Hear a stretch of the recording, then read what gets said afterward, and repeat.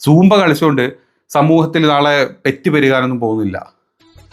ആ സത്യം. അതേപോലെ തന്നെ സർക്കാരും നിങ്ങൾ അങ്ങോട്ട് ലഹരി തോടുകൂടി സൂമ്പ കൊണ്ടുവരുന്നോട് ലഹരി ഉണ്ടാക്കുക, അല്ലെങ്കിൽ ലഹരി തീർന്നു എന്നുള്ള ഒരുമാതിരി ഓള ചിന്തകൾ ആദ്യം മാറ്റി നിർത്തണം. സൂമ്പന്റെ കൂടെ ബാക്കി ആക്ടിവിറ്റീസും കൂടെ ഒക്കെ ആഡ് ചെയ്ത് പിള്ളേർക്ക് ഇത് കിട്ടാനുള്ള ഈ പറഞ്ഞ ലഹരി കിട്ടാനുള്ള സംഭവങ്ങൾ ഒഴിവാക്കണം. അല്ലെങ്കിൽ ലഹരിയും കിട്ടും സൂമ്പിയും കിട്ടുമെങ്കിൽ പിള്ളേർ അതങ്ങോട്ട് അർമാദിക്കും.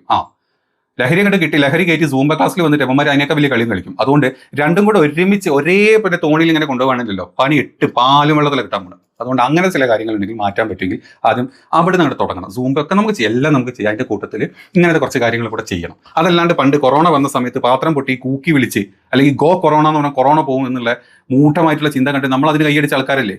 കുറെ പേര് പാത്രം മുട്ടി, കുറെ പേര് തീയിട്ട്, കുറെ പേര് മുദ്രാവാക്യം വിളിച്ച് കൊറോണ പൊക്കോ എന്ന് പറഞ്ഞു.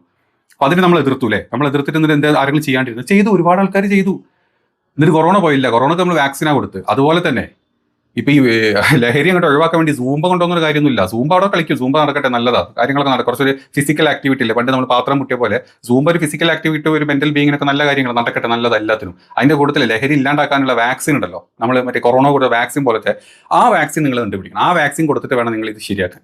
അല്ലാണ്ട് സൂമ്പ കൊണ്ടുവന്നാൽ മാത്രം സർക്കാരിന്റെ പ്രതിച്ഛായ അങ്ങോട്ട് വലുതായി വലിയ കുന്തം കൊണാണ്ടറൊന്നാവാനും പോകുന്നില്ല. അതിന് എതിർത്തുകൊണ്ട് ഈ പറഞ്ഞ ഒരു മതമൗലികവാദികൾ ഉണ്ടായാലും ഏത് മതത്തിൽ ഏത് കിണാണ്ടർമാർ വന്ന് പറഞ്ഞിട്ടും ഒരു കാര്യം ഉണ്ടാവില്ല. കുറച്ച് ആൾക്കാർ കളിയാക്കി ഊക്കിങ്ങളോട് വിട്ടും. അതെവിടെ നടക്കാൻ പോകുന്നു.